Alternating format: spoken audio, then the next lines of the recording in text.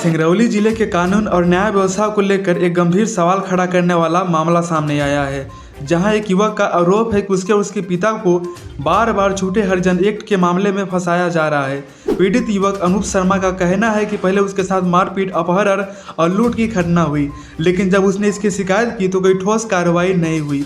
इसके बाद 14 मार्च 2025 को उसके घर में घुसकर सामूहिक रूप से मारपीट की गई और उल्टा उससे उसके पिता को हरिजन एक्ट के तहत आरोपी बना दिया गया, जिसके चलते पीड़ित को 14 दिन जेल जाना पड़ा।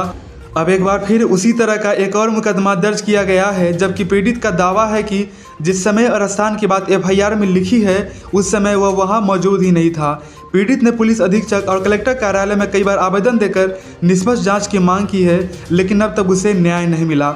और सबसे बड़ा सवाल, क्या इस मामले में निष्पक्ष जांच होगी या फिर एक आम नागरिक यूं ही सिस्टम के चक्रव्यूह में फंसा रहेगा?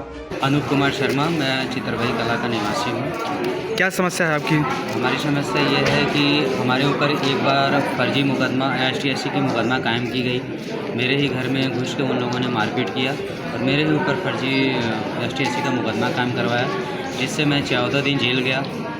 जेल से जैसे ही मैं जमानत करवा के बाहर आया, फिर पुनः उन्होंने न जाने कि इस दबाव में झूठा आरोप लगा के फिर से दोबारा मेरे ऊपर ST/SC का मुकदमा कायम करवा दिया है, जो कि पुलिस चौकी खुटार पुलिस मेरे को बराबर प्रताड़ित कर रही है और परेशान कर रही है कि आइए चालान पेश करेंगे, ऐसे करेंगे, वैसे करेंगे, नहीं आपको पकड़ेंगे, हथकड़ी लगाएंगे। तो मैं काफ़ी परेशान हूँ, जो कि पता नहीं चौकी खुटार की इस दबाव में आके और क्या करके पैसा लेके या क्या करके मेरे को नहीं पता, बार बार ST/SC का मुकदमा मेरे ऊपर कायम कर रही है। तो इसमें कोई जांच नहीं हो रही है क्या? कोई जांच नहीं हो रहा है। मैंने SP साहब को कई बार, CSP साहब को कई बार, CI साहब को कई बार, रीवा IG साहब को मैंने आवेदन दिया, लेकिन मेरी कोई जांच नहीं हो रही है। मेरा कहना यह है कि यदि हम दो लोगों को आरोपी बनाया जा रहा है और 2 फरियादी भी हैं और फरियादी की तरफ से 2 गवाह भी हैं, तो यानी कुल मिला के 6 लोग वहाँ पे मौके पर उपस्थित हैं घटनास्थल पे।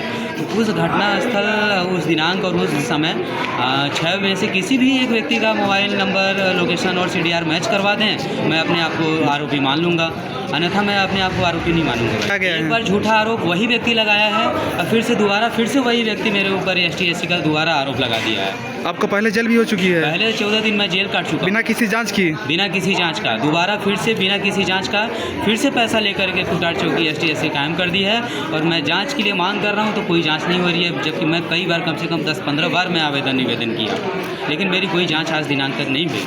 आगे आप क्या चाहते हैं? आगे हम चाहते हैं कि इसकी निष्पक्ष जांच कराई जाए और जांच कराने के बाद झूठा अपराध से मेरे को दोष मुक्त कराई जाए, अन्यथा मैं सब परिवार में आत्महत्या कर लूँगा, लेकिन मैं इस बार जेल जाने को तैयार नहीं हूँ। मैं चालान पेश नहीं करवाऊँगा। मेरे को बराबर जब पुलिस प्रताड़ित कर रही है कि चालान पेश करो, जब तक मेरी जांच नहीं होती है तब तक मैं इसमें स्वीकार नहीं करूँगा। इसमें प्रशासन से आपको क्या उम्मीद है?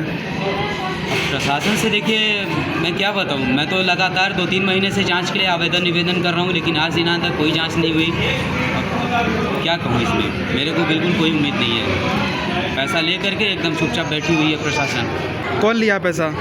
चौकी खुटार पैसा ली है, तभी तो झूठा FIR कायम कर दी है। मतलब एक बार आदमी जमानत करवा के बाहर आते नहीं, उससे पहले फिर से ST/SC का मुकदमा कायम कर देती है।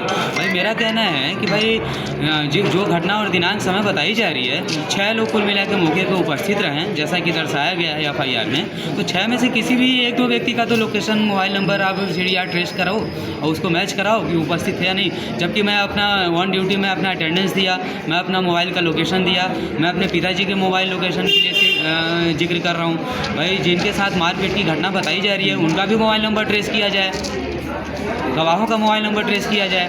भाई यदि वहाँ पे उपस्थित है मौके पे तो किसी का मोबाइल नंबर मैच करना चाहिए, अन्यथा झूठा FIR बार बार किया करवाया जा रहा है।